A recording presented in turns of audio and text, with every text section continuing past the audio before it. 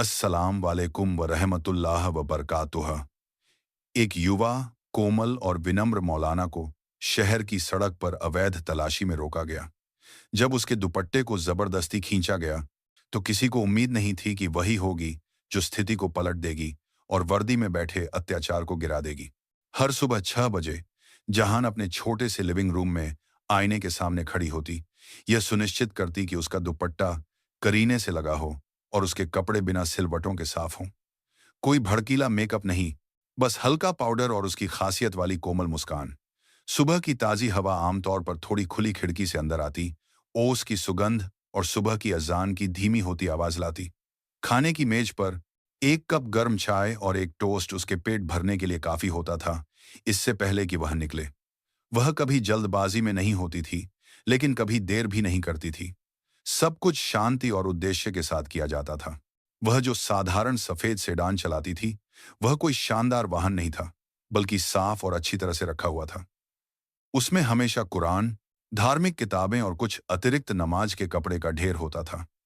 जहान खुद गाड़ी चलाती थी, शहर की सड़कों से गुजरती हुई, जो सुबह काम पर जाने वाले लोगों के वाहनों से व्यस्त होने लगती थी। अक्सर जो लोग उसे कार की खिड़की से देखते थे, वे उसे सिर्फ एक सामान्य कर्मचारी समझते थे। बहुत कम लोग जानते थे कि यह शांत चेहरे वाली महिला एक प्रसिद्ध वृद्धाश्रम में बुजुर्गों द्वारा बहुत सम्मानित कुरान शिक्षक थी। वृद्धाश्रम परिसर में पहुंचते ही सुरक्षा गार्ड हमेशा सम्मानपूर्वक गेट खोलते थे।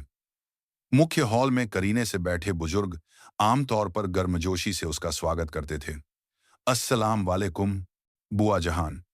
यह अभिवादन सिर्फ शिष्टाचार नहीं था, वे वास्तव में हर दिन उसकी उपस्थिति का इंतजार करते थे। जहान उन लोगों के लिए शांति और मूल्य की भावना लाती थी, जिन्हें शायद उनके परिवारों ने लंबे समय तक भुला दिया था। वह उनके सामने पालथी मारकर बैठती, धीरे लेकिन स्पष्ट आवाज में आयत दर आयत पढ़ती, उनके अर्थों को एक सरल और मार्मिक शैली में समझाती। कुरान के समय के बीच जहान अक्सर वृद्धाश्रम के निवासियों के साथ हल्की फुल्की बातचीत करती थी। वह उनकी युवावस्था की कहानियां सुनती थी, स्वास्थ्य संबंधी शिकायतों के बारे में सुनती थी और कभी-कभी बस उनके साथ खामोशी से रहती थी। उसके लिए पढ़ाना सिर्फ ज्ञान के बारे में नहीं था, बल्कि उपस्थित रहने और सुनने के बारे में भी था। हर किसी को सलाह की जरूरत नहीं होती, कुछ को बस ऐसे व्यक्ति की जरूरत होती है जो बिना न्याय किए सुनने को तैयार हो। और यही वह बात थी जिसने जहान को उस जगह इतना प्रिय बना दिया था। लगभग हर दिन घर लौटने से पहले कोई न कोई बुजुर्ग चुपचाप उसके लिए प्रार्थना करता था। कभी कभी कोई उसका हाथ कसकर पकड़कर कहता था, कभी मत थकना बेटी, यहां आते रहो। जहान के लिए इतना ही काफी था। उसने कभी भी अपनी गतिविधियों को सोशल मीडिया पर पोस्ट नहीं किया, उसने कभी भी अपने काम का बखान नहीं किया। लेकिन वृद्धाश्रम के निवासियों के लिए जहान सिर्फ एक शिक्षिका नहीं थी, वह एक छोटी सी आशा थी जो हर सुबह उन दिनों में रोशनी लाती थी जो लंबे और अकेले लग सकते थे। जिस वृद्धाश्रम में जहान पढ़ाती थी, वह संगमरमर के फर्श या महंगे फर्नीचर वाली भव्य इमारत नहीं थी, लेकिन इसका माहौल एक पुराने घर की तरह गर्म और शांत था, जिसमें कई कहानियां छिपी थी। इसकी दीवारें पुरानी तस्वीरों, बच्चों की पेंटिंग और हाथ से लिखे घोषणा बोर्डों से भरी हुई थी। बाहर से वह जगह सामान्य लग सकती थी, लेकिन एक बार अंदर जाने पर कोई ऐसी चीज महसूस करेगा जिसे समझाया नहीं जा सकता। एक प्रकार की ईमानदारी जो हर मेहमान का सबसे मानवीय तरीके से स्वागत करती थी। यही वह जगह थी जहां जहान इतने समय से निःस्वार्थ भाव से आती थी और कभी प्रतिफल की उम्मीद नहीं करती थी। जहान के आने पर कुछ बुजुर्ग हॉल में अर्धवृत्त में व्यवस्थित बेंत की कुर्सियों पर इंतजार कर रहे होते थे। कुछ जपमाला पकड़े होते थे और बॉडी कार इंतजार करे हैं, एनडीसी पाज करे हो। कुछ जहान को आते हुए देखकर केवल चुपचाप बैठे मुस्कुराते थे। वे उसे अपने ज्ञान के कारण सम्मानित होने वाली शिक्षिका के रूप में नहीं देखते थे, बल्कि अपनी ही बेटी के रूप में देखते थे। कोई ऐसा व्यक्ति जिसका वे इंतजार करते थे, क्योंकि वह उनके दिनों को जीवंत बना सकती थी। जहान हमेशा एक साधारण दुआ और व्यक्तिगत अभिवादन के साथ बैठक शुरू करती थी। यदि समय मिलता तो हर एक का नाम लेती थी। यह छोटी सी बात ही बुजुर्गों के दिलों को पिघलाने के लिए काफी थी।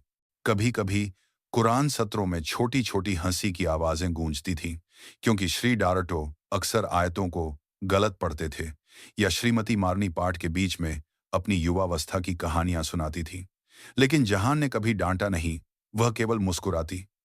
खमकू में शाम का राय खरमाशादम, कभी काराय खरमान थी, धीरे से सुधारती थी और माहौल को हल्का रहने देती थी। उसके लिए सीखना केवल सटीकता के बारे में नहीं था, बल्कि कोशिश करते रहने की हिम्मत के बारे में था। भले ही उम्र अब युवा नहीं थी और आंखें पहले जैसी तेज नहीं थीं, वह जानती थी कि उसकी उपस्थिति केवल अरबी अक्षरों को पढ़ाने के लिए नहीं थी, बल्कि उन लोगों के दिलों को मजबूत करने के लिए भी थी, जो शायद अपने जीवन के अंत का इंतजार करते हुए पहले ही थक चुके थे। वृद्धाश्रम का प्रबंधन भी जहान की बहुत सराहना करता था। उन्हें एहसास हुआ कि एक युवा व्यक्ति को नियमित रूप से अपना समय केवल ज्ञान और स्नेह साझा करने के लिए निकालना आसान नहीं था। हर सत्र के बाद कभी कभी जहान को वृद्धाश्रम की छोटी रसोई में साथ खाने के लिए आमंत्रित किया जाता था, जहां वे एक प्लेट सांभर या बस गर्म चाय साझा करते थे। लेकिन सबसे मार्मिक बात यह थी कि जब बुजुर्गों ने खुद अपने हाथ से बने शिल्प उन्हें दिए, बुने हुए मेजपोश, बुने हुए बैग या यहां तक कि साधारण पेंटिंग, बस जहान को उपहार के रूप में देने के लिए। जहान और वृद्धाश्रम के निवासियों के बीच का संबंध केवल शिक्षक और छात्र से कहीं बढ़कर था। वह उनका एक हिस्सा थी और वे उसकी आत्मा का एक हिस्सा थे। हर सलाम, हर गले लगाना और हर साथ की गई दुआ ने एक ऐसा बंधन बनाया था जिसे तर्क से समझाया नहीं जा सकता था। उस जगह पर जहान किसी बड़े मंच से उपदेश नहीं दे रही थी, वह उन आत्माओं को गले लगा रही थी जिन्हें साथ की जरूरत थी। और अनजाने में अपने दुपट्टे और शांत मुस्कान के पीछे वह कई बुजुर्गों की जीवन शक्ति को बनाए रख रही थी जिन्हें दुनिया शायद भूल चुकी थी। उस सुबह कोई बदलाव नहीं था। सूरज ऊपर उठने लगा था जब जहान अपने आवासीय परिसर के गेट से बाहर निकली। उसकी सफेद सेडान शहर की सड़कों पर शांत गति से चल रही थी, जो अब व्यस्त होने लगी थी। हॉर्न गूंज रहे थे। मोटरसाइकिल सवार बाईं और दाईं ओर से आगे निकलने की कोशिश कर रहे थे और सफाई कर्मचारी अभी भी फुटपाथ पर झाड़ू लगाते हुए दिख रहे थे, कभी कभी जहान को हाथ हिलाते हुए, जिसे वह एक छोटी सी मुस्कान के साथ जवाब देना नहीं भूलती थी। उसकी कार रेडियो से एक मधुर भक्ति गीत धीरे धीरे बज रहा था, जिससे ट्रैफिक थोड़ा घना होने के बावजूद उसका मूड शांतिपूर्ण बना रहा। वह जानती थी कि उसका समय खत्म नहीं हो रहा था और उसका मानना था कि जब तक उसकी नीयत अच्छी है, उसके कदम हमेशा सुरक्षित रहेंगे। लेकिन वह शांति अचानक रुक गई जब सड़क के किनारे से एक हाथ हिलाया गया।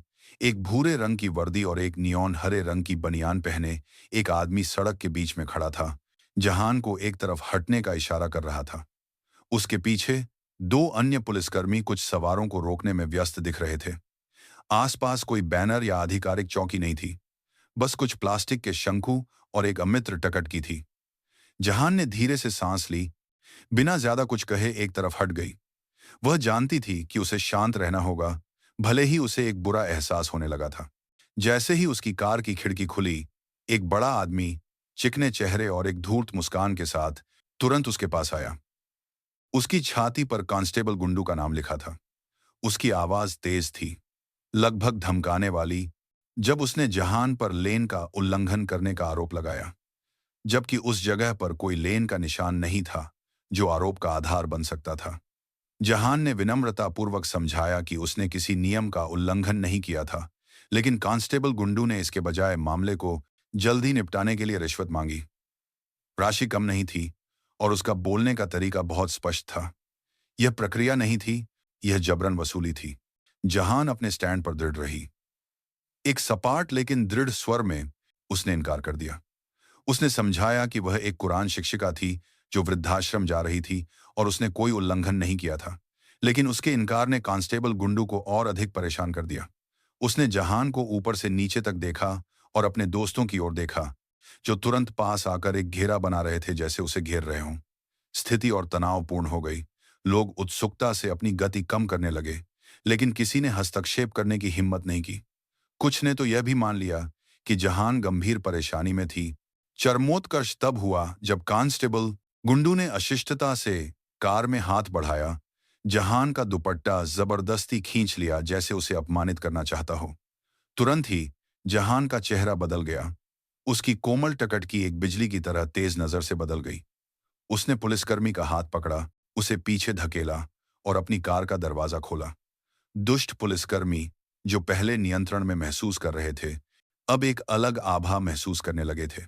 उन्हें नहीं पता था कि वे किसके साथ व्यवहार कर रहे थे, और उन्हें नहीं पता था कि जिस सुबह को वे सामान्य मानते थे, वह एक ऐसा मोड़ बन जाएगी जिसे वे कभी नहीं भूलेंगे। उसका दुपट्टा जबरदस्ती छीनने के बाद जहान बिना कुछ कहे कार से उतरी। उसका शरीर सीधा था, उसके कदम शांत थे, लेकिन जिस तरह से उसने देखा, यह स्पष्ट था कि उसका धैर्य बहुत अधिक परखा गया था। वह कांस्टेबल गुंडू के सामने खड़ी थी, जबकि दो अन्य दुष्ट अधिकारी, कांस्टेबल सरदार और सिपाही मंगल, दाईं और बाईं ओर चले गए, सत्तावादी शैली में घेरने की कोशिश कर रहे थे। सड़क पर वाहनों के इंजन की आवाज एक धुंधली पृष्ठभूमि थी। कुछ सवार अपने हेलमेट के पीछे से चुपचाप रिकॉर्ड करने लगे, लेकिन अपनी दूरी बनाए रखी। वे जानते थे कि यह कोई सामान्य स्थिति नहीं थी। कांस्टेबल गुंडू फिर से बोला। उसकी आवाज तेज और दबाव से भरी थी। मैं आपको एक विकल्प देता हूं, मैडम। यहीं भुगतान करें। मामला खत्म। पवित्र होने का नाटक मत करो। हम जानते हैं कि आपके जैसे लोग आमतौर पर गुप्त रूप से करते हैं। उसने व्यंग्यात्मक अभिव्यक्ति दिखाते हुए पास आते हुए कहा। जहान ने केवल उसे चुपचाप देखा, लेकिन उसकी टकट की बिल्कुल भी नहीं डगमगाई। वह इसलिए क्रोधित नहीं थी क्योंकि उसकी प्रतिष्ठा पर हमला किया गया था। वह इसलिए क्रोधित थी क्योंकि इस तरह के लोगों द्वारा इस व्यवस्था को बर्बाद होते रहने दिया गया था। कांस्टेबल सरदार ने व्यंग्यात्मक लहजे में जोड़ा, वृद्धों को पढ़ाना चाहते हो मैडम? यदि आपको चालान मिलता है तो आपको अपनी जगह जाननी चाहिए। यदि आप खुद नियमों का पालन नहीं करते हैं तो आप कैसे सही सिखा सकते हैं? इस टिप्पणी पर सिपाही मंगल से एक छोटी सी हंसी सुनाई दी, लेकिन जहान अपमान से उत्तेजित नहीं हुई। उसने केवल संक्षिप्त रूप से जवाब दिया, मैंने कानून का उल्लंघन नहीं किया है, और मैं किसी ऐसी चीज के लिए एक पैसा भी नहीं दूंगी जो मैंने नहीं की है। उसके शब्द धीरे से सुनाई दिए, लेकिन इसने तीनों दुष्ट अधिकारियों को और भी परेशान कर दिया, क्योंकि उनकी कोई भी धमकी उसे डराने में सफल नहीं हुई थी। जैसे ही स्थिति गर्म हुई, कांस्टेबल गुंडू एक कदम और आगे बढ़ा। वह इतना करीब आया कि लगभग जहान को छू लिया। उसकी तर्जनी उस मौलाना के चेहरे की ओर इशारा कर रही थी, और उसने अनुचित अपशब्द कहे। सिर्फ इसलिए कि आप दुपट्टा पहनते हैं, इसका मतलब यह नहीं है कि आप पवित्र महसूस करते हैं। हमारी नजर में आप सिर्फ एक आसान लक्ष्य हैं। खामोशी। आसपास के कुछ नागरिक बेचैन दिखने लगे। एक ऑनलाइन कैब ड्राइवर लगभग अपनी मोटरसाइकिल से उतर गया, लेकिन रुक गया। वह जानता था कि यह केवल परेशान की गई महिला के बारे में नहीं था, यह सच्चाई के बारे में था जिसे रौंदा जा रहा था। और तभी जहान का धैर्य वास्तव में समाप्त हो गया।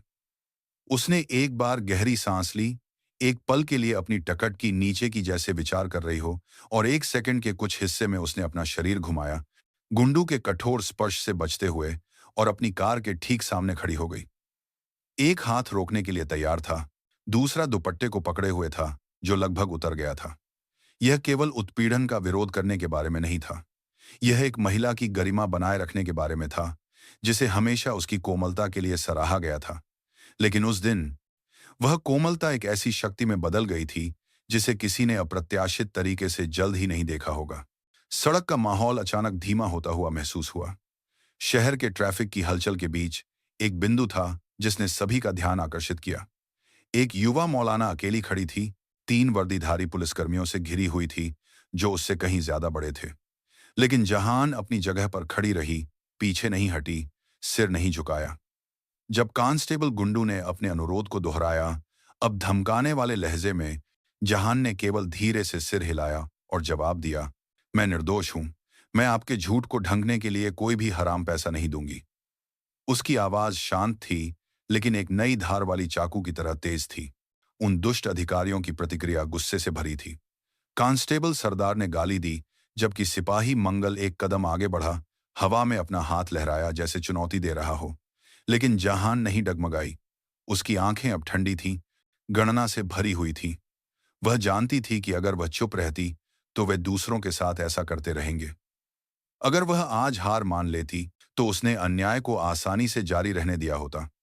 और एक शिक्षिका के रूप में, एक रोल मॉडल के रूप में, यह कुछ ऐसा था जिसे वह अपनी उपस्थिति में नहीं होने दे सकती थी। कांस्टेबल गुंडू फिर से पास आया, और इस बार उसका हाथ जहान के कंधे पर लगा। उसके पहले से ही अस्त व्यस्त दुपट्टे को थोड़ा खींच लिया। मैं आपको अभी गिरफ्तार कर सकता हूं।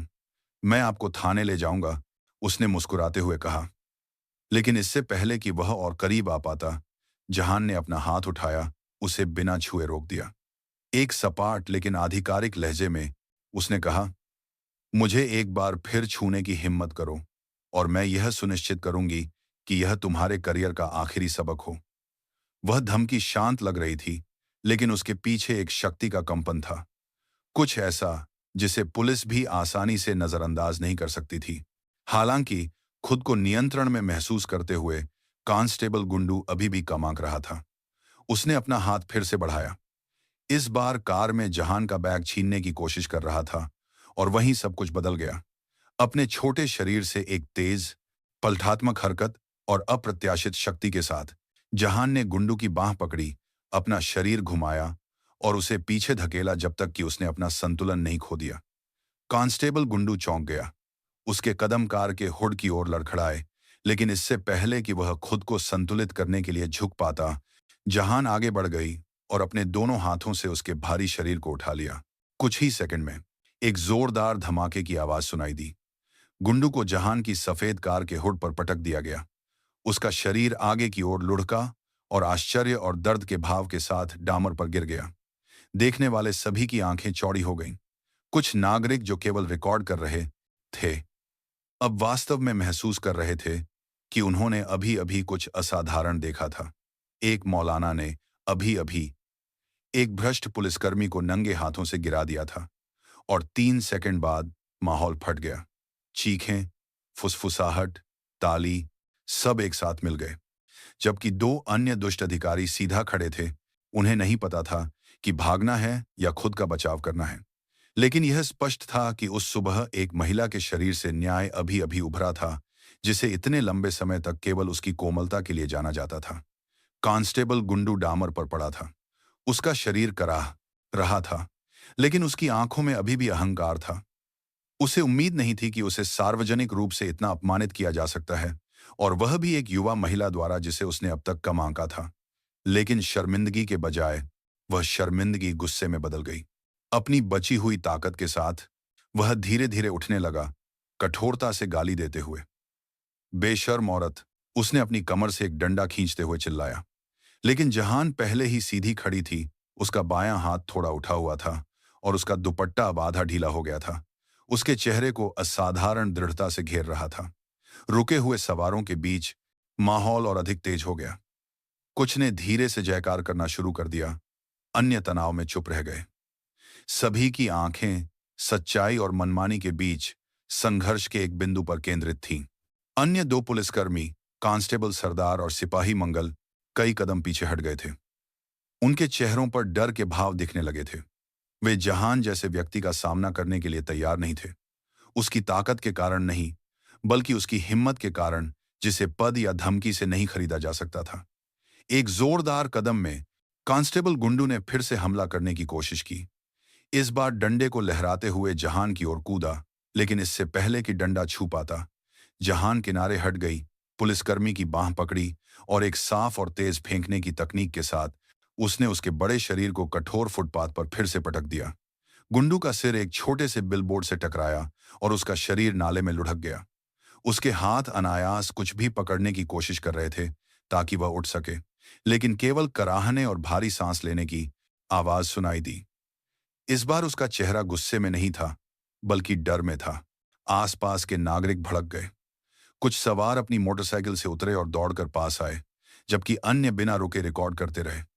एक बूढ़े आदमी ने चिल्लाया, उसे मारते रहो, मैडम। हम इस तरह की फर्जी जांच से लंबे समय से तंग आ चुके हैं। यह प्रतिक्रिया एक आग की तरह तेजी से फैल गई। कुछ ऑनलाइन कैब ड्राइवरों ने अपना हाथ उठाया और समर्थन में चिल्लाया। जहान ने एक शब्द भी नहीं कहा। वह केवल भीड़ के बीच में खड़ी रही। उसका सीना भावनाओं और एड्रेनालाइन के कारण ऊपर नीचे हो रहा था, लेकिन उसका चेहरा शांत रहा। वह ताकत नहीं दिखा रही थी।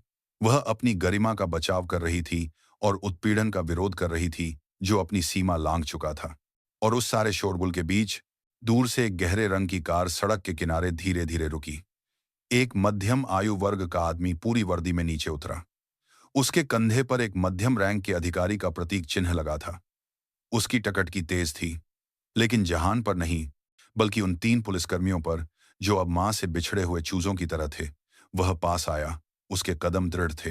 नागरिकों ने बिना मांगे रास्ता दिया और अचानक भीड़ पर छा जाने वाली खामोशी में उसने जोर से कहा, जो कोई इस महिला को छूने की हिम्मत करेगा, वह हमारी संस्था के सम्मान को छूने के बराबर है। वह एडिशनल डीसीपी हेमंत सूर्यवर्मा थे, वृद्धाश्रम ट्रस्ट के मालिक और उन दुष्ट अधिकारियों के वरिष्ठ भी जो अब हिल नहीं सकते थे। जैसे ही एडिशनल डीसीपी हेमंत सूर्यवर्मा का नाम और चेहरा कुछ नागरिकों द्वारा पहचाना गया, भीड़ के बीच फुसफुसाहट सुनाई देने लगी। वह हेमंत सर हैं, वृद्धाश्रम के मालिक।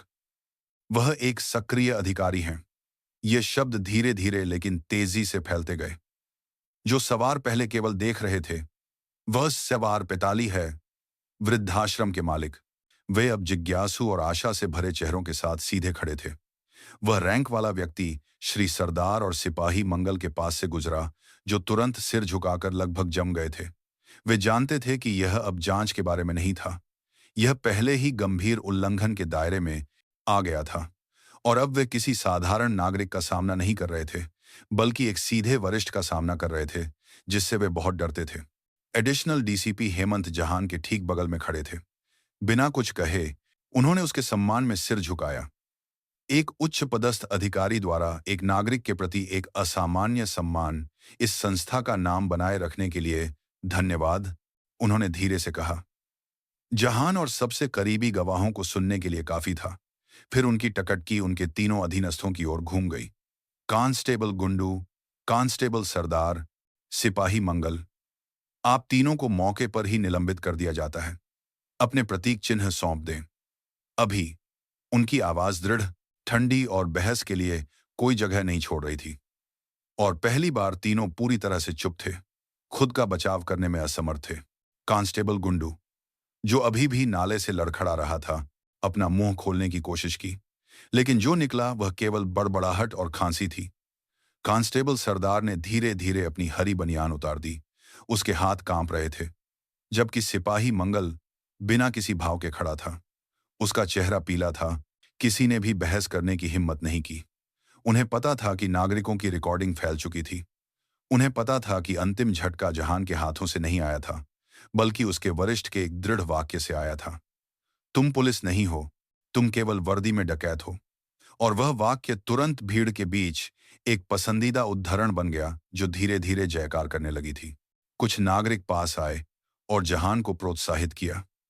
एक मां ने कहा, हमें आप जैसी मजबूत मौलाना पर गर्व है। एक मध्यम आयु वर्ग के आदमी ने बोतल का पानी दिया। उसके हाथ अभी भी भावनाओं के कारण कांप रहे थे, लेकिन जहान ने केवल एक छोटी सी मुस्कान दी, धीरे से सिर झुकाया। वह प्रशंसा नहीं मांग रही थी, वह बस वही कर रही थी जो सही था। और अंत में, जो सही है वह कभी नहीं हारेगा, भले ही उसे एक थकाऊ लड़ाई से गुजरना पड़े। उसे उम्मीद नहीं थी कि एक सुबह जो शांतिपूर्ण होनी चाहिए, वह इतनी कठोर हो जाएगी। लेकिन अगर यह न्याय की कीमत थी, तो वह इसे चुकाने के लिए तैयार थी। एडिशनल डीसीपी हेमंत ने जहान को अपनी आधिकारिक कार में वृद्धाश्रम वापस ले जाने की पेशकश की, लेकिन कार में चढ़ने से पहले जहान ने एक पल के लिए उन नागरिकों की ओर मुड़कर देखा जो अभी भी रिकॉर्ड कर रहे थे। कुछ अभी भी सीधे खड़े थे। उसने उन्हें देखा और फिर कहा, यह ताकत या कमजोरी के बारे में नहीं है, बल्कि इस बारे में है कि हम इसे कब तक होने देते हैं। वह वाक्य हवा में लटक गया। कुछ ने सिर हिलाया, कुछ ने सम्मान में सिर झुकाया। उस दिन न केवल 3 पुलिसकर्मी गिरे थे, बल्कि एक मौलाना से शुरू हुई समाज की हिम्मत भी अंततः जाग उठी थी, जिसने चुप रहने से इनकार कर दिया था। उस घटना के बाद सड़क का माहौल तुरंत सामान्य नहीं हुआ। एक लंबा, अजीब विराम था, जैसे समय कुछ पल के लिए रुक गया था, ताकि सभी लोग यह समझ सकें कि उन्होंने अभी अभी क्या देखा था। मोटरसाइकिल सवार जो पहले सिर्फ गुजर रहे थे, अब फुटपाथ पर खड़े थे, इंजन बंद कर दिए थे और हेलमेट उतार दिए थे। कार चालक खिड़कियां खोल रहे थे, झुककर बाहर निकल रहे थे। पैदल चलने वाले, ऑनलाइन कैब ड्राइवर, रेहड़ी पटरी वाले विक्रेता और यहां तक कि बस से उतरने वाले कार्यालय कर्मचारी भी सभी एक ही दिशा में देख रहे थे, सड़क के बीच में सीधी खड़ी दुपट्टा पहने महिला की ओर। उसकी सफेद कार के बगल में, अंदर में मुठाने गादी है, आप ही मारी बाधी गादी है, जिसका हुड उस भ्रष्ट पुलिसकर्मी के शरीर के कारण ढंस गया था, जिसे अभी अभी उस पर पटका गया था। एक्शन फिल्मों की तरह कोई जयकार नहीं थी, कोई उन्मादी तालियां भी नहीं थी। इसके बजाय खामोशी थी, लेकिन डर के कारण खामोशी नहीं, बल्कि विस्मय के कारण। ऐसा लग रहा था जैसे वे किसी ऐसे व्यक्ति को देख रहे थे जिसने ऐसा कुछ किया था जिसका उन्होंने अब तक केवल सपना देखा था। अत्याचार के खिलाफ सीधे तौर पर लड़ना, उत्पीड़कों के सामने जो इतने लंबे समय से अछूत व्यवहार कर रहे थे। राहत, प्रशंसा और थोड़ी शर्मिंदगी की भावना थी। राहत इसलिए कि आखिरकार किसी ने हिम्मत की, प्रशंसा इसलिए कि वह व्यक्ति एक युवा मौलाना थी, और शर्मिंदगी इसलिए कि उन्होंने अब तक केवल चुपचाप देखा था। एक बूढ़ा आदमी फुटपाथ के पास आया और धीरे से बोला, आजकल के युवा अद्भुत हैं। उसके बगल में एक युवा महिला अपनी बेटी का हाथ कसकर पकड़े हुए अपने आंसू पोंछ रही थी। कुछ युवा अपने फोन पर रिकॉर्ड कर रहे थे, लेकिन सनसनीखेज के लिए नहीं। वे इसलिए रिकॉर्ड कर रहे थे क्योंकि वे इस पल को बचाना चाहते थे। इसे मनोरंजन के लिए नहीं, बल्कि इस सबूत के रूप में साझा करने के लिए कि सच्चाई अभी भी मौजूद है। हेरफेर से भरी दुनिया में उन्होंने अभी अभी किसी को सिद्धांतों के साथ खड़े होकर जीतते हुए देखा था। इस बीच रेहड़ी पटरी वाले विक्रेता, जिन्हें आमतौर पर अनदेखा किया जाता था, अब कहानी फैलाने वाले सबसे शुरुआती गवाह बन गए थे। मैंने खुद देखा, सर। वह अकेली महिला थी, लेकिन वे तीनों तुरंत कांपने लगे। एक अखबार विक्रेता ने एक ग्राहक से कहा, एक ऑनलाइन कैब ड्राइवर ने पहले ही अपनी समुदाय व्हाट्सएप समूह में वीडियो भेज दिया था, जिसमें लिखा था, मौलाना ने दुष्ट अधिकारी को पटक दिया। बहुत बढ़िया मैडम। और कुछ ही मिनटों में जहान का नाम न केवल वृद्धाश्रम में, बल्कि पूरे शहर में जाना जाने लगा। इन सब के बीच जहान ने और कुछ नहीं कहा। उसने केवल उन नागरिकों के सम्मान के रूप में धीरे से सिर झुकाया जिन्होंने उसे देखा था। फिर उसने अपनी कार का दरवाजा खोला, स्टीयरिंग व्हील के पीछे वापस बैठ गई। सफेद कार की आवाज सुनाई देने लगी, खामोशी को छीड़ती हुई, और सभी को यह जानने के लिए मजबूर कर रही थी कि अभी अभी जो हुआ वह कोई चाल नहीं थी। यह वास्तविक था, यह हुआ था। और जैसे ही कार दूर चली गई, एक वाक्य हवा में लटकता हुआ महसूस हुआ। एक अनकहा वाक्य, लेकिन सभी दर्शकों द्वारा महसूस किया गया। अगर वह विरोध कर सकती है, तो शायद हम भी कर सकते हैं। जब जहान की कार धीरे धीरे दूर चली गई, तो कुछ नागरिक अपने वाहनों की ओर वापस जाने लगे। लेकिन घटनास्थल का माहौल अभी भी बना हुआ था। सभी लोग वास्तव में आगे नहीं बढ़ पाए थे। उनमें से कुछ अभी भी अपनी जगह पर खड़े थे, जैसे कुछ और बड़ा होने का इंतजार कर रहे हों। और निश्चित रूप से कुछ मिनट बाद एक ग्रे मेटालिक रंग की आधिकारिक कार सड़क के किनारे रुकी। उसके पीछे दो अन्य अधिकारी वाहन थे। पहली कार में सादी साद कार में एक उच्च पदस्थ अधिकारी पूरी वर्दी और एक सर्विस कैप पहने हुए उतरा। उसकी छाती पर एडिशनल डीसीपी हेमंत सूर्यवर्मा का नाम लिखा था।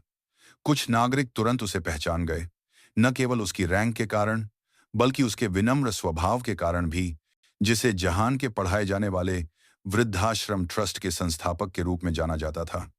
वह शायद ही कभी मीडिया में दिखाई देते थे, लेकिन पुलिस के आंतरिक हलकों में उनके नाम को एक स्वच्छ नेता के रूप में सम्मानित किया जाता था, जो मनमानी के खिलाफ कोई समझौता नहीं करता था।